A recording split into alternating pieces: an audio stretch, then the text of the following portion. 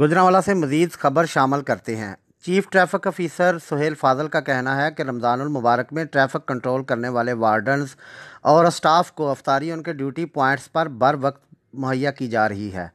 حال ہی میں C T O Gujranwala کے عہدہ پر فائز ہونے والے سی ٹی او سہیل فاضل نے اپنے اسٹاف کو ہدایات جاری کرتے ہوئے کہا ہے کہ رمضان المبارک میں افطاری اوقات کار میں ٹریفک بہاؤ میں کسی قسم کا خلل برداشت نہیں کیا جائے گا۔ افطاری کے اوقات میں ڈیوٹی سر انجام دینے والے اسٹاف کو افطاری ان کے ڈیوٹی پوائنٹس پر مہیا کی جا رہی ہے۔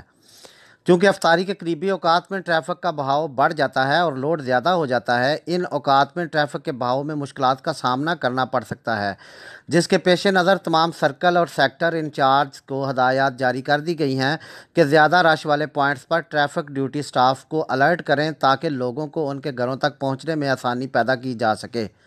سی ٹی او کی طرف سے ٹریفک ڈیوٹی سٹاف کو رمضان المبارک میں اپنی ڈیوٹی دل جمی کے ساتھ کرنے کی بھی ہدایات جاری کی گئی ہیں۔ ٹریفک سٹاف نے افطاری کا بندوبست کرنے پر سی ٹی او سہیل فاضل کا شکریہ ادا کیا ہے۔ رپورٹ کیمرہ مین ٹیم کے ساتھ شہزاد تارڑ، QBN گوجرانوالہ۔